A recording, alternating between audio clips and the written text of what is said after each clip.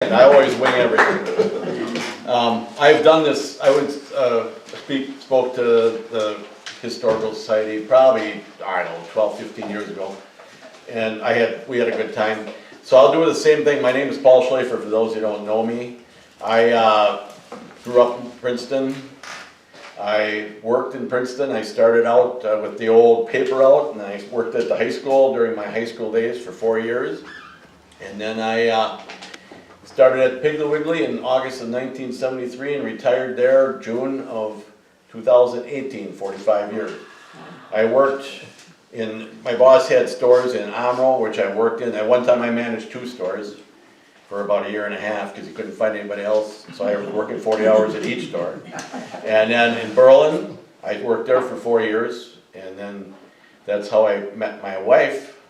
And then when I came back to Princeton in '83, I brought her along. It was kind of an expensive trip. You know? An expensive trip.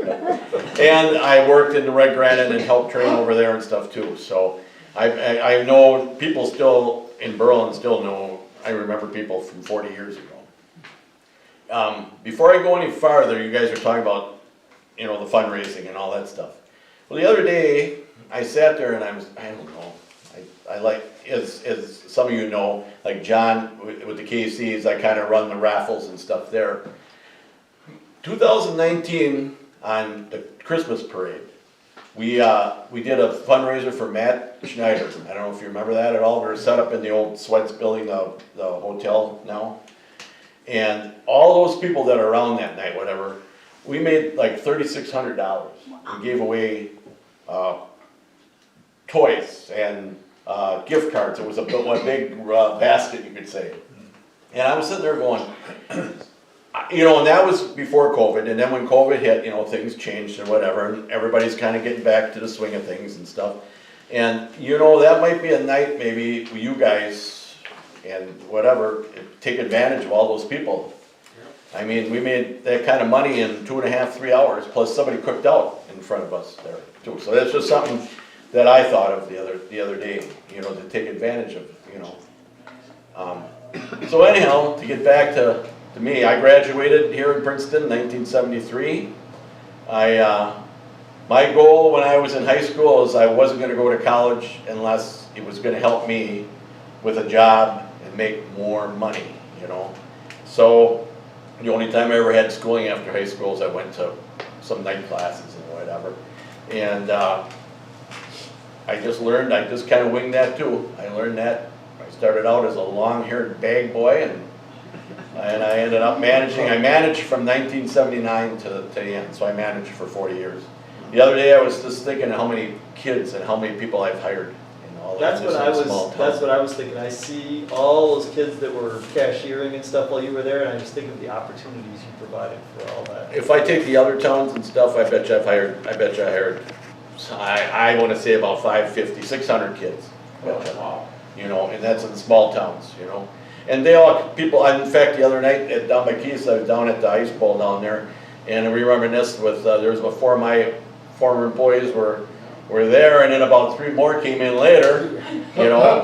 And so, you know me, I'm kind of shy, I don't really say much.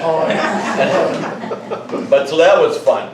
So anyhow, I learned a lot. I learned just a ton of stuff. And then when I went to Berlin, you know, I went to Berlin to advance, to manage there.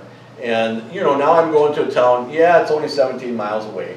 But, you know, I never did that. I went out and, you know, I didn't know anybody, didn't know any of the employees and everything like that. And, you know, so I had you know, I made a lot of mistakes, you know. But learned a lot of stuff and had a lot of fun. Them were my heydays before I got married too, so, you know. And Amro was the same way.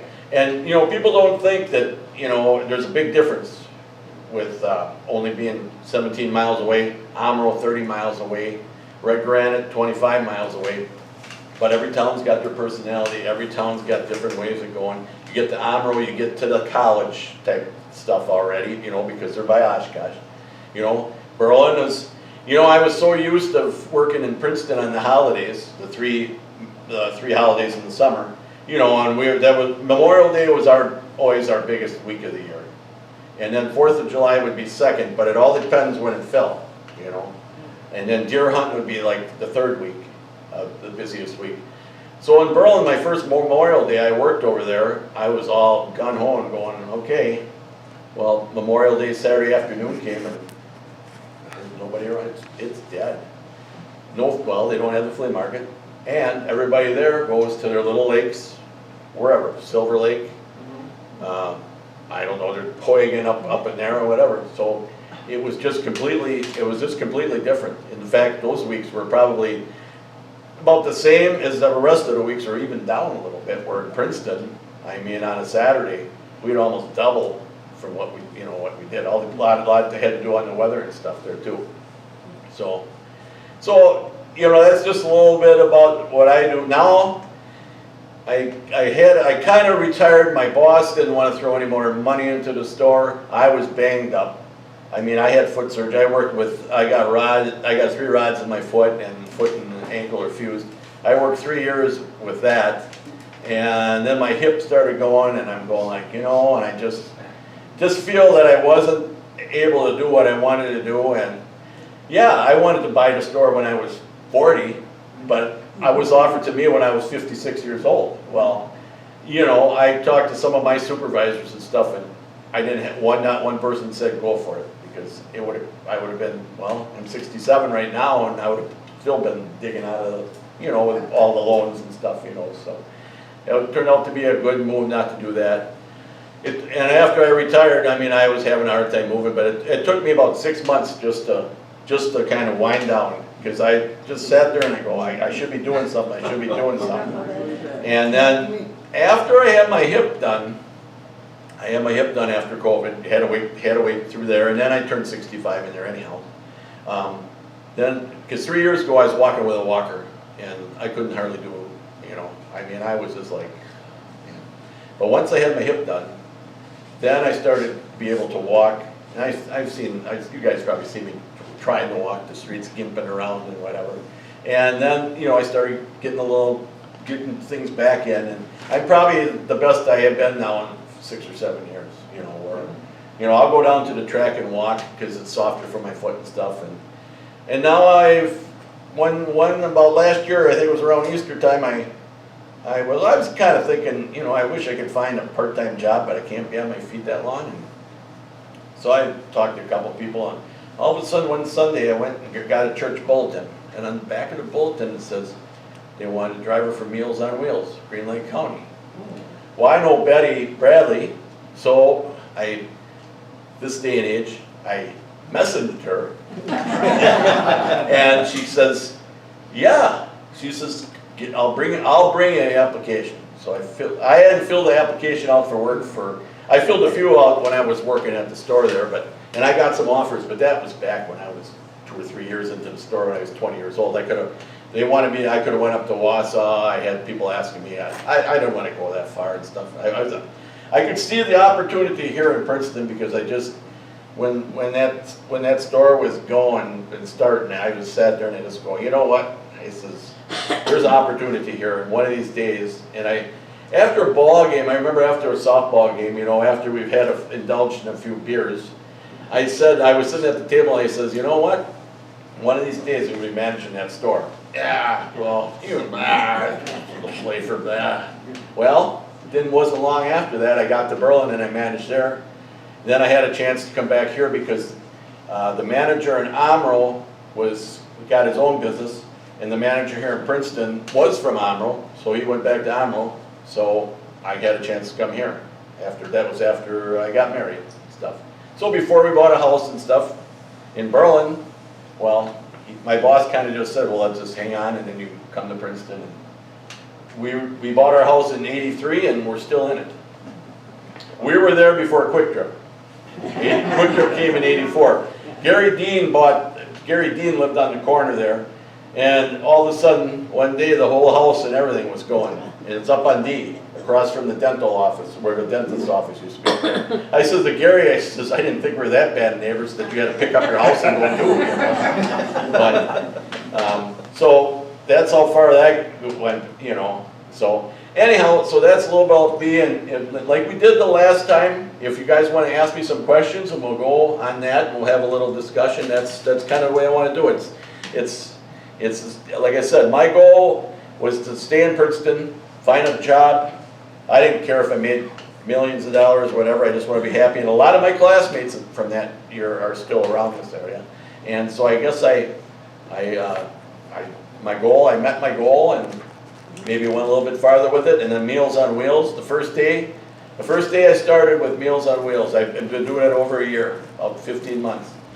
I was supposed to go out with a gal, was supposed to go with me to show me whatever. Well, she ended up in the hospital.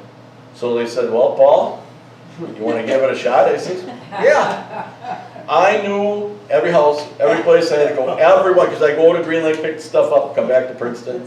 Except I didn't know quite where one person lived, but I called my buddy, and he showed me where it was, and I got through the route. And so, you know, it's more of a volunteer type thing. You make a few bucks, you get paid by the mileage, and you get a stipend, but, you know, I was, you know. It's a good thing. It was a perfect job for you. Yeah. Quite rewarding too. Yeah, oh yeah. You know, you gotta do welfare check, it's a welfare check for people. I've already had called the ambulance, and I've already had, I stay there until we find, something like today, somebody was not there, but, until we find them, we report in, and 95% of the time, everything's fine, just like everything else, But, and I've gone to people's houses after they don't care, well, you don't have to come out at night and do, yes, I'll do that, if you're not in a hurry, I maybe break a few of the rules a little bit and stuff, but, I mean, it's all for the good. And I guess the other guy that did it, Cal Cap, I don't know if you know him, but he did it for like 9 years, and he worked at, Condon. That was his job. He retired, and he said, Paul, I told them if they didn't if it was for the good of the people, then I'll load my vehicle and put it in theirs, and I'll leave them. Rules. I always said, even when I was managing, rules are made to be broken if it's for the right thing. They're just guideposts. Yes, Vicky. I want to say a statement first and then a question. I want to tell you, Paul, that out of the 500 and 600 kids that you hired, you taught those young kids how to work, how to be respectful, how to do their job, be on time, and you did it with just such finesse, such goodwill, that those kids, most of them went on to be great human beings, and you were an integral part in Piggly Wiggly to do that. Well, and it's the parents. It's the parents though too. It's the parents. Well, I know, but Yes, you and know, it was- first when they're hitting that young age and they have no idea how to work, you taught them how to work. Yep. You taught them what responsibility at the workplace was, and that was, my son was right in there with them. Yeah. Well, I Right. did. I let them do the high school stuff came first. I worked around the basketball, the football, the band, the play, Yeah. whatever's going on, the prom. I mean, whatever's going on, because there again, we've all gone through high school. Maybe if we had a second chance, we would have done a little bit more. And it's the same thing with them. You only get a chance to do it once, and all of them, you can work, I guess you can work for whenever after that, so, well, thank you. Thank you. And it's fun to see them. Like I said, yeah, I stayed in my four corners. I had somebody working the Olympics out in Australia. I don't know if you remember Glenn Polfus. Sure. His wife tried out for the Regis show. They were on TV, And she's still on. Joe Krieger is the producer for the Utah Jazz. There's people that are all over. I mean, a lot of them went to the service. They've come back. Bernie Van Rossum came. He went to the service. He's back. He's going to take over coaching football, and he's got, now he's got time to do stuff. I mean, just some few of the examples. And Greg always says, Paul, weren't we the best, her son, weren't we the best, me and Moldy, and I said,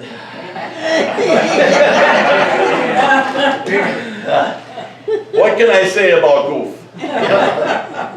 So, anybody got anything, any questions to it? I Yes. do. Yeah, okay. Okay, two of them. If you can remember anything working with your dad at the printing office, and you were a part of the J.C.'s. No, I was not. You were not. No, but I did do stuff for him.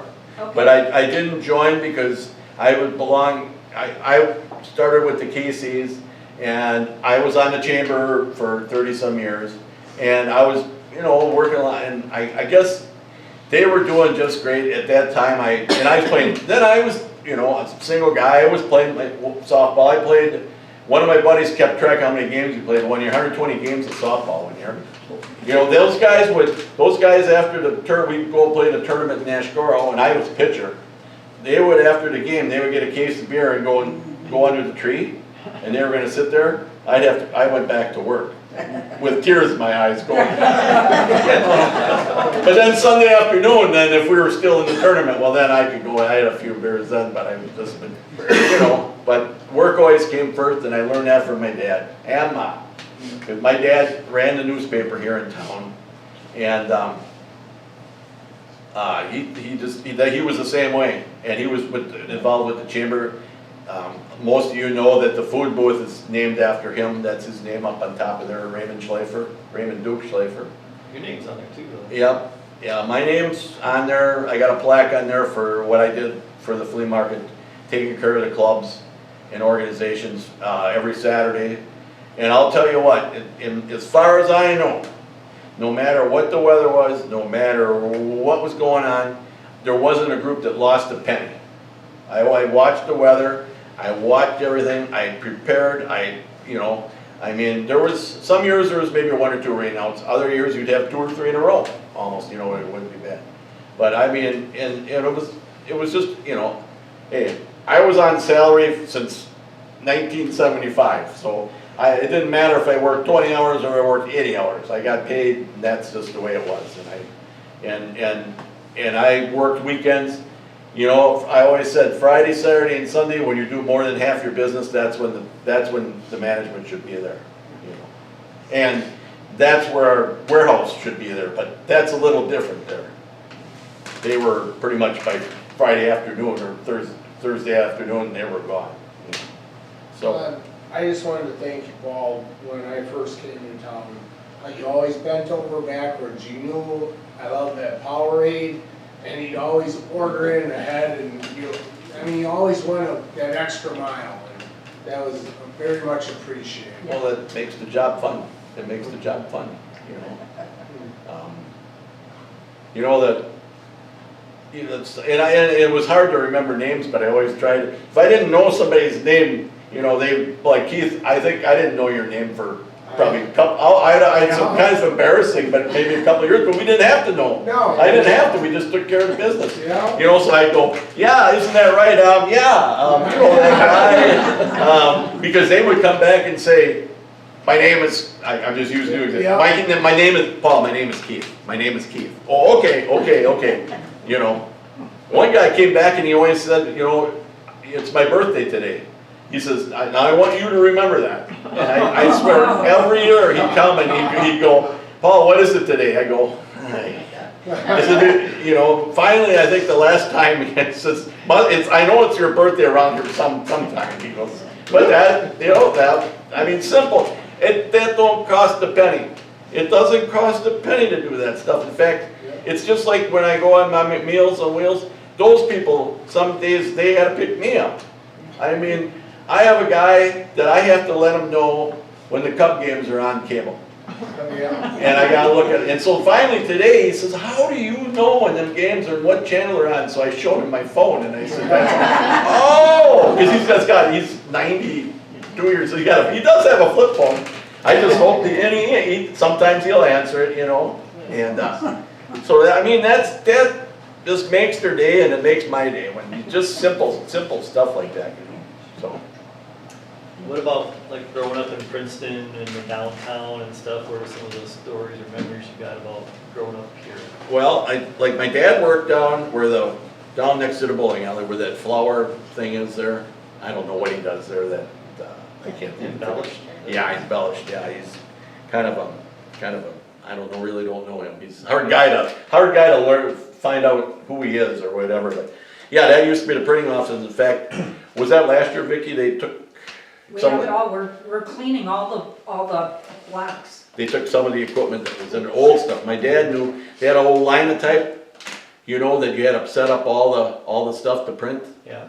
And they had a machine that folded all the newspapers and dried the ink, where you would light the match, and then the fire would go across like a wire, and then the papers would go through and the ink would dry. Wow. He had some of the old machines. I think he was the only one that knew how to use them, That's right. And that went on until I think about 69 or 70, and then that's when Berlin Journal bought out the paper. And then my dad would still do work here.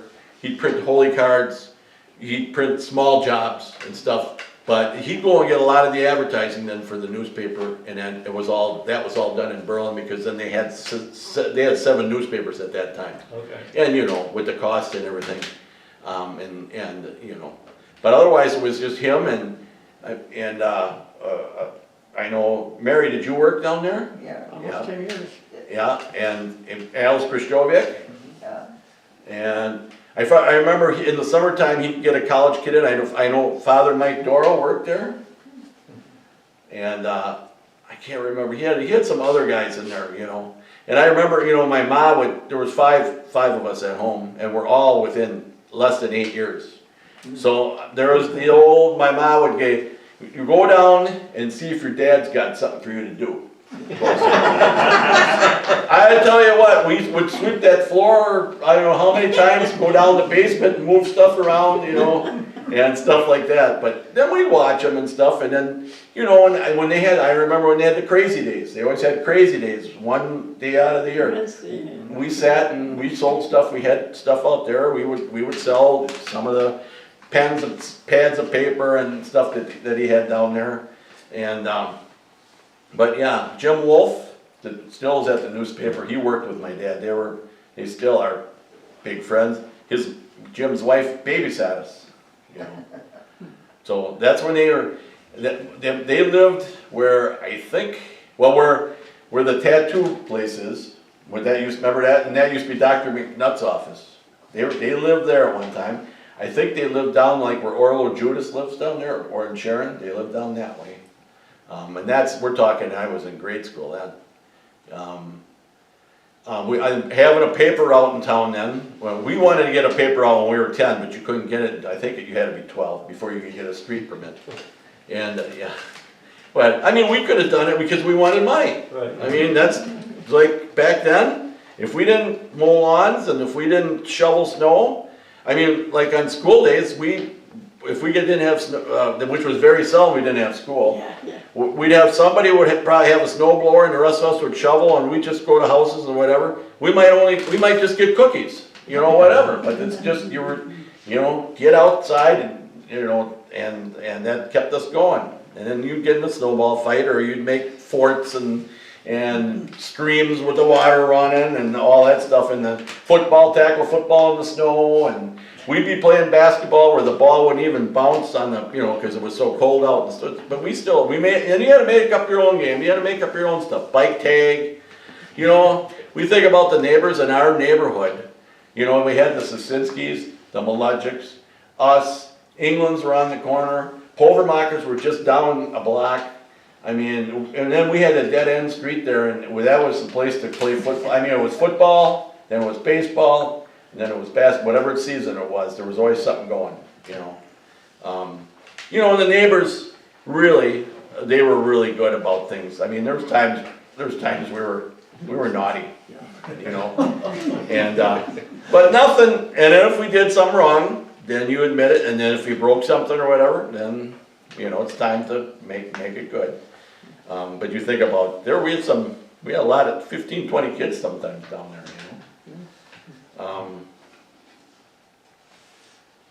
so the paper route, we did that, we got the papers the first time I started, well, we meet down by Henry Bernard's, down there, you know, Henry, and, that's where, is that Twigs now, or whatever it was? That's Twigs? Yeah, That's where, and then Henry's wife was insurance, she was next door. And that's where the depot was. Well, Henry would let us, he would let us come into the bar, we'd get down and wait for the truck to come from, I think it came from Fond du Lac. The papers came from Milwaukee, came to Fond du Lac, then they came here. And then sometimes if they were late, well, Henry was good enough to let us could stay in the bar and keep us warm. And otherwise we'd go by Catherine, but she was busy and you didn't wanna, Catherine was very, very nicest lady you ever wanna see. You didn't want her mad at you, you know, cause then, you know, I mean, that's not right. She didn't deserve it, you know. And then Henry would always be there if we were out of line, and Henry would say, okay, all he had to say is, that's enough, or whatever, you know. And of course, he had ice cream bars in there and pop for us and stuff too, you know. Otherwise, we'd run down to the drugstore, and that's when they had the old soda fountain down there and stuff, you know, and then we'd go in there. And then, of course, somebody across the street would whip a snowball, and then we'd have to throw a snowball back and all that stuff, you know. You know, because Henry had customers in there and stuff too, you know. But, and in the summertime too, you know, everybody was on their bikes, and, you know, the ball games we start the ball games at 1 o'clock in the afternoon. By 3:30, we're down here because it was the afternoon journal. And there was 4 routes in town. Did you have to collect the money? Yes, too? yes, we had to collect the money. Yeah. Any stories? Well, there was the usuals. We learned at that time, and then we had to take the money to the bank and we paid the bill with you know, the money. And so Doris Zick was working at the bank at whatever it was then, Farmers Merchants probably.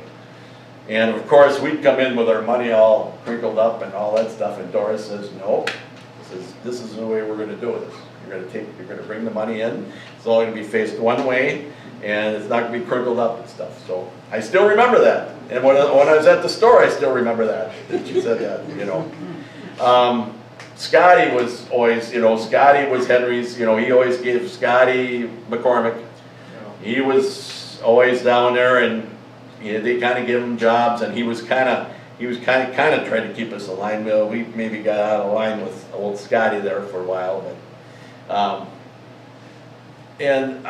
So then, that's one thing. We had Sunday morning papers then. I mean, you get up at 5:30, and you go down. We had to fold the papers, and then my route, I had to make 4 or 5 loads with my bike because those papers were so heavy. I had 70-some customers.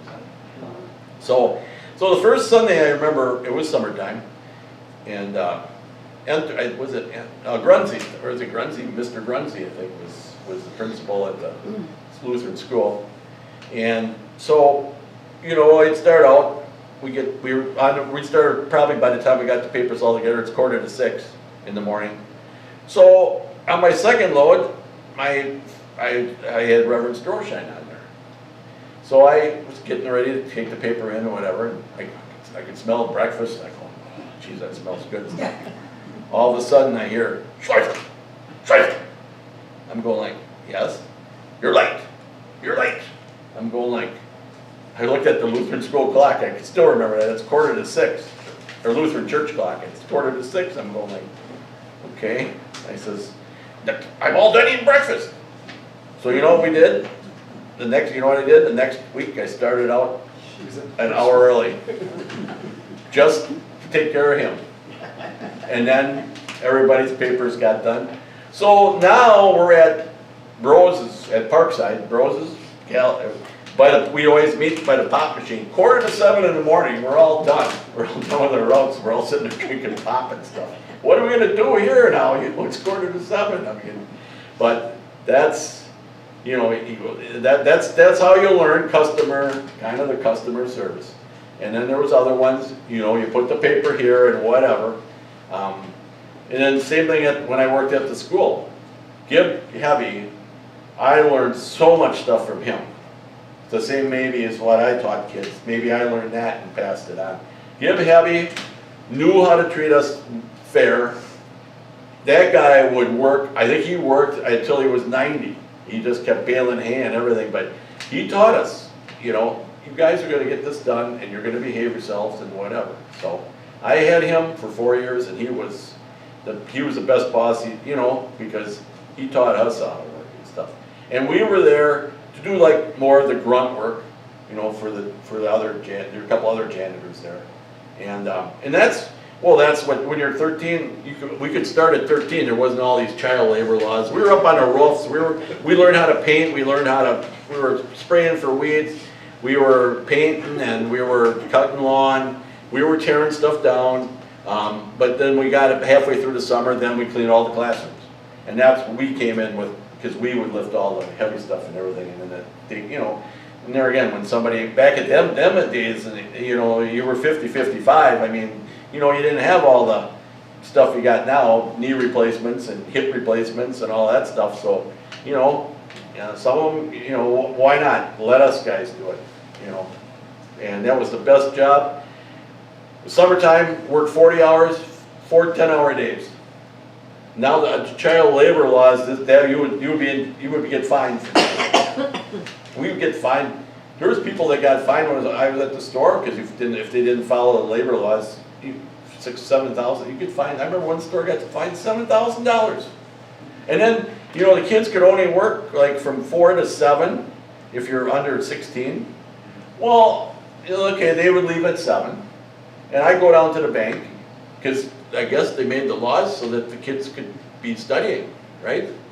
Well, when I would take the money down to the bank, well, the kids are all, they're all over town. I mean, you know, and if kids, I have never understood, well, if a kid wanted to work and make money, why don't you let them work and let the parents figure out if they're they know if the kid's gonna have trouble in school, whatever, you know?